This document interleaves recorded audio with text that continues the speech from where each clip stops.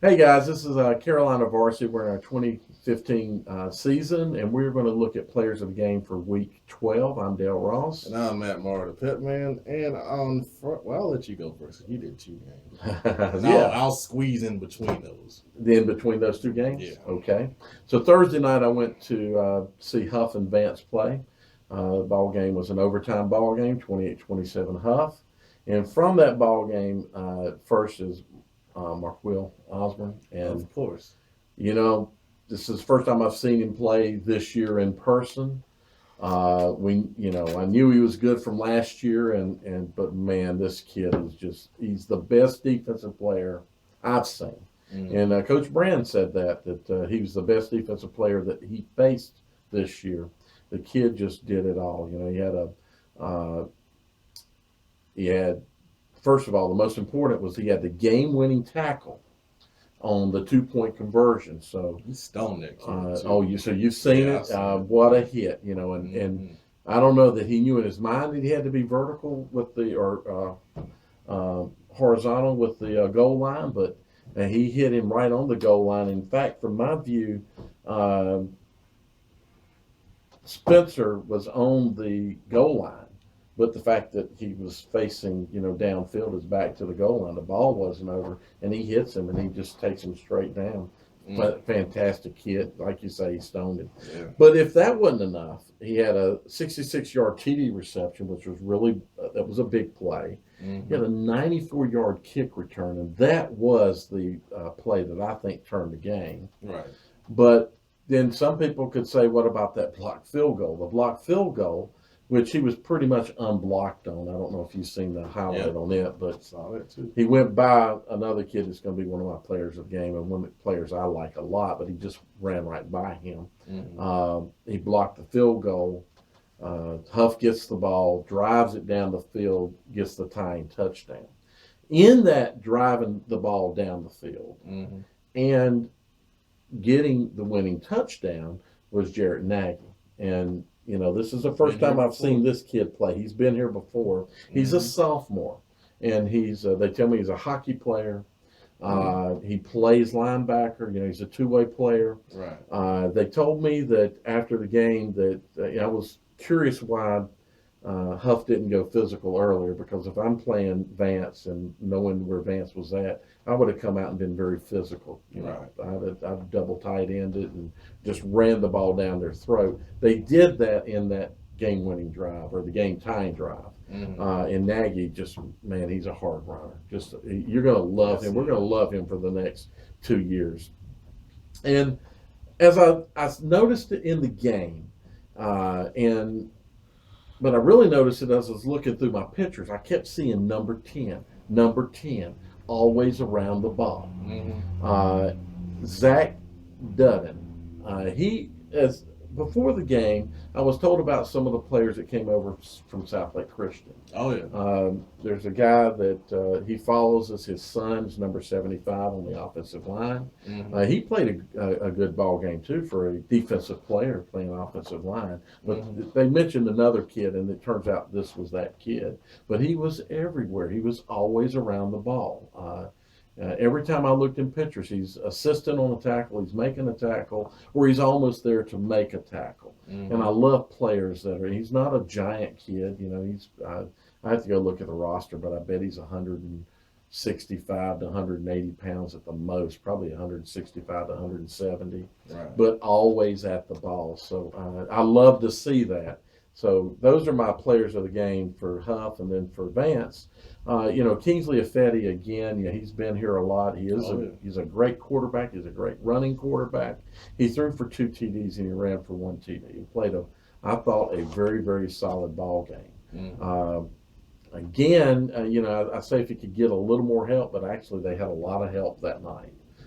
They just played a very, very good team that lives on defense. And, when you're facing a guy like Osborne on the other side, you're not going to see a whole lot of touchdowns in the air, not when Osborne's, draping your number 1 receiver, who is not on the list here. We see Doran a lot, but he's not. The other player that I picked was Jeremiah Hall. And every game that I've seen Vance this year, Hall is always doing something. A lot of the stuff that he does, it goes unnoticed. He plays tight end in the wing back position, so he's blocking a lot. But he's going downfield and making catches, and he made that big catch in the Mallard Creek game to put that game into overtime. And he ran big Thursday night. He had a TD, and he just was blocking everywhere, just making things happen. So Jeremiah Hall. Great job, guys. Did a heck of a game. If you hadn't seen it, go on Time Warner Cable.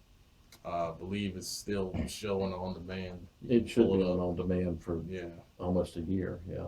check it out. I went to Olympic Berry, the loser leave town match, as we called it, and Olympic won it. Big reasons why. Marquis Robinson, Olympic running back, 3 total touchdowns, 2 rushing and 1 receiving, and in the victory. Had an interview with him and also with Josh Allen. Big number 55 led the offensive line in the run game. They kept running that. It's a version of the buck sweep out of the wing tee, and he was pulling around every time and leading up and laying guys out. And I tell you, I love offensive linemen. I do that, too. and had to recognize them. Awesome. And corner number 21, Terikus Powell. Olympic ran a lot of man coverage on Barry's receivers, and I tell you, he was there against Curitan and Roberts all night long and had several pass breakups and was impressed with his speed and technique and did a great job. For Barry, Michael Roberts had the big 80-yard touchdown catch, and he had a couple other nice catches over the middle on slants and things like that. And you don't think about running the ball with Barry, but Malik Brown, number 2 running back, he had a few nice runs. Olympic was spread out and trying to protect against the pass a good bit. And he was able to get some runs up the middle against the defense. He was very quick, very shifty, in and out of the hole. He was impressive overall. Mm-hmm. So great job, guys. Congrats to Olympic for making the playoffs. There you go. Congratulations. The other game that I went to Friday night was East Mecklenburg Myers Park. Mm-hmm. That was an important ball game for seeding purposes, and of course East Mecklenburg won 24-0, and actually earned the number 3 out of the Southwestern 4A Conference, something we certainly didn't think was going to happen.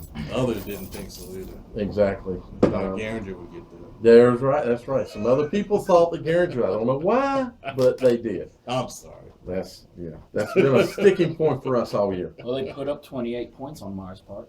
So, in that ball game, East won by playing Shuford football, running the ball. Mm-hmm. I think they had 280. I forget the total rushing yards they had. But the kid that I mentioned last week, Khamal Howard, he gets my pick. Yep.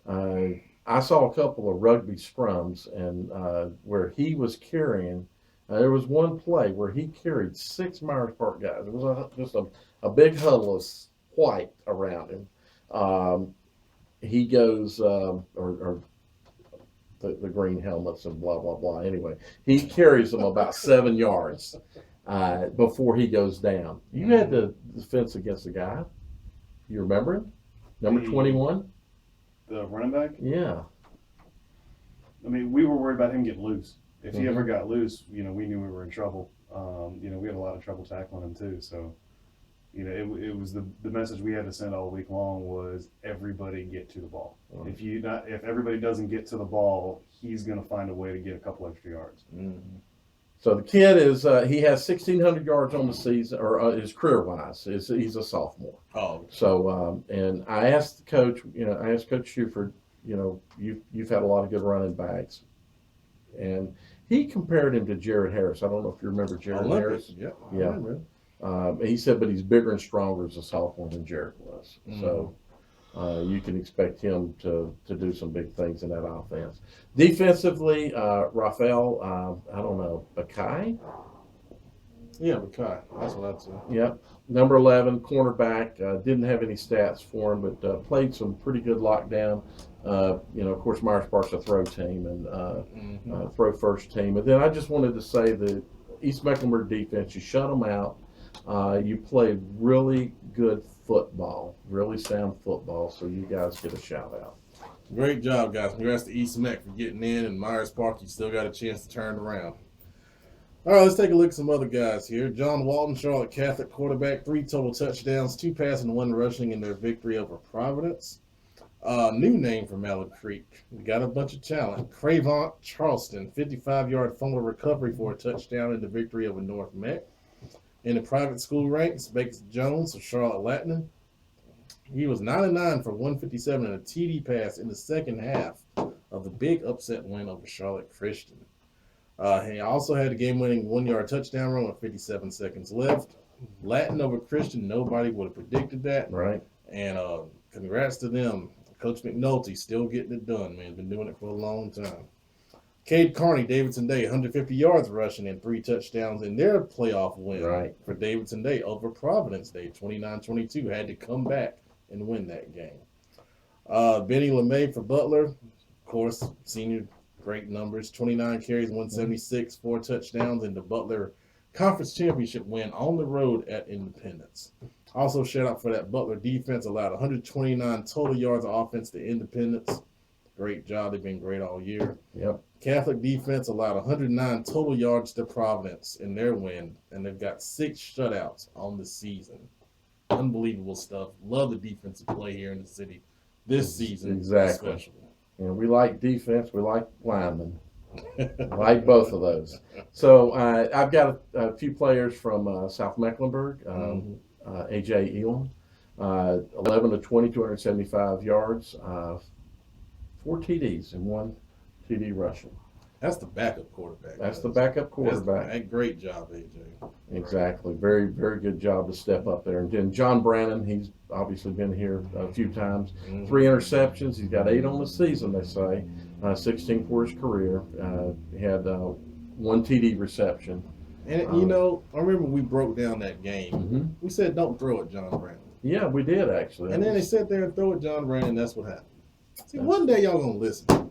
That's exactly what we said. Evans, listen to us. Of course, you're not listening to this, I'm sure, but listen to us. We know a little bit. I'll do a couple of more. Yeah, CFA sent in Julius Felder. He had 6 catches, 2 TDs, 6 tackles, 2-way player. We like those guys too. Oh, yeah. And he had the go-ahead TD in the game. So I'm going to tell you something about CFA Academy. They went on the road and beat number 1 seed in their playoffs, Metrolina Christian down in Union County. Right. And that's a heck of a win. They were the 6th seed in that. And they were real excited about that win down up in Concord, I should say. That's a big win because Metrolina was just rolling. Exactly. There you go. You want to do some more? You got some more? Yeah, I'll go ahead. All right. Every week, MHS on the site always nominates people, and this week, a ton. So I want to talk fast. For Mooresville, entire backfield, they combined for 36 carries, 354 yards, and 5 touchdowns in their win over North Iredale. Donshell Jetton, starting running back, had 109 yards and 2 touchdowns. E.J. Henderson, 12 carries for 90 yards and a TD.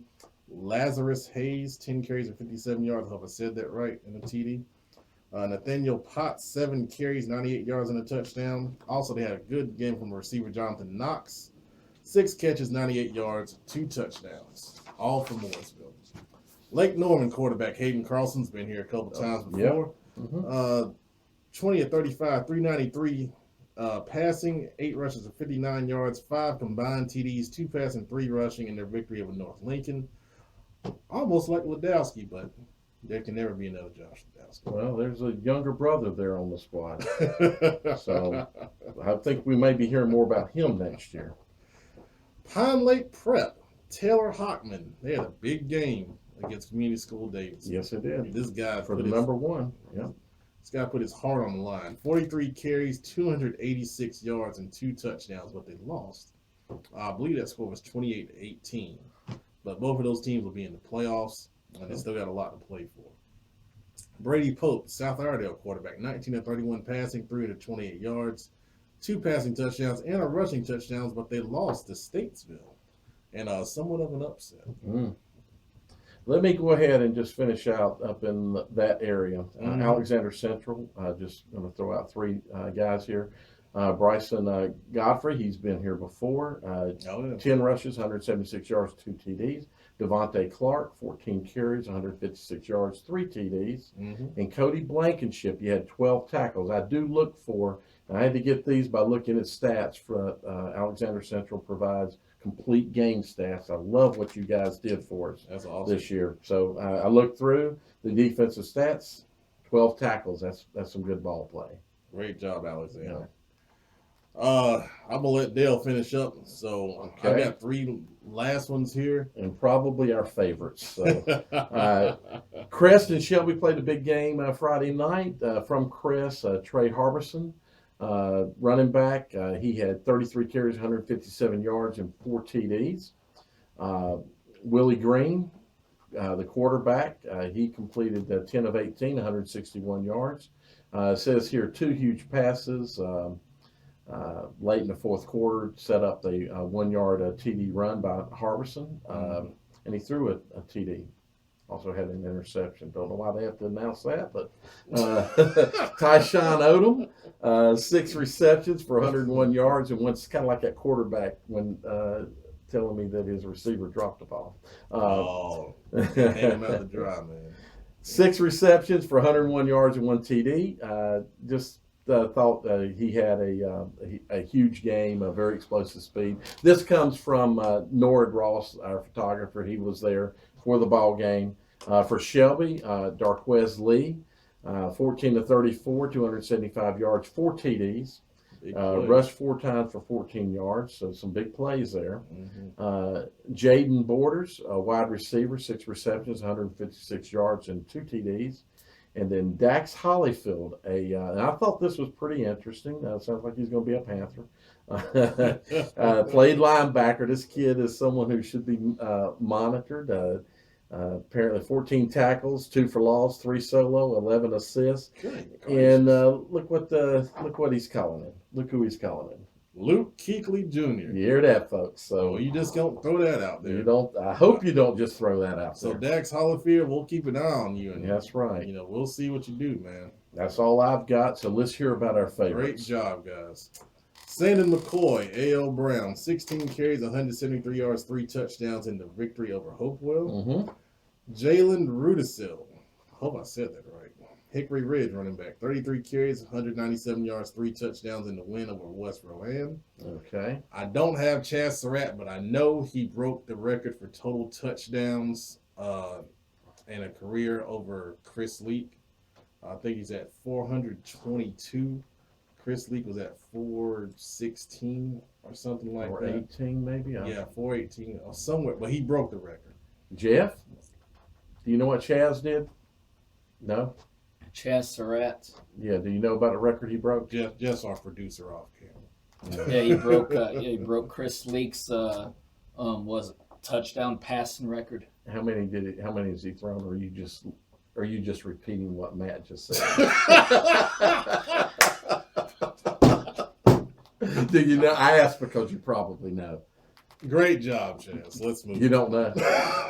Okay. Jeff, I asked Jeff because Jeff's a pretty knowledgeable guy. All right, so now let's get to the horse. The horse, Cody Reese, Mount Pleasant High School. Number 2 in the nation in carries. I think they're resting him for the playoffs. Oh, you mean he didn't have more than No. 30 carries? Oh, he didn't. No, he didn't. Wow, he only carried the ball 26 times. 26 carries, 178 yards, 3 touchdowns in a blowout win over West Stanley. Blowout situation. They probably wanted to rest him a little bit. So only 26 carries tonight. So Cody, there are running backs, and I've talked to many on the sidelines, kids, and when they get up over 20 carries, they're huffing and they're puffing and they're hurting and they're moaning and they're not wanting to get the ball anymore. And you get 26, and that's a light night. That's a light night of work. I'll tell you, he's one of those running backs where he gets better with every carry, and you can see it. And they're 6-5. They're in the playoffs, and they're gonna go on the road. But I don't think anyone wants to see that team. When you got the horse, you got to defend. That's right. All right. Well, guys, thanks. We got a lot of nominations this week. I wish we would get more. It makes our work a lot easier than having to go out and try to find what's happening. Let us know. Linemen, defensive players. Come on. It doesn't just have to be quarterbacks and wide receivers. Those One guys, day we're gonna do all linemen. I'm telling you, you it's know, gonna happen. let's just do that. All defense and all linemen. Mhm. And that's it. Shun the quarterbacks and the running backs and the wide receivers. Thanks for watching.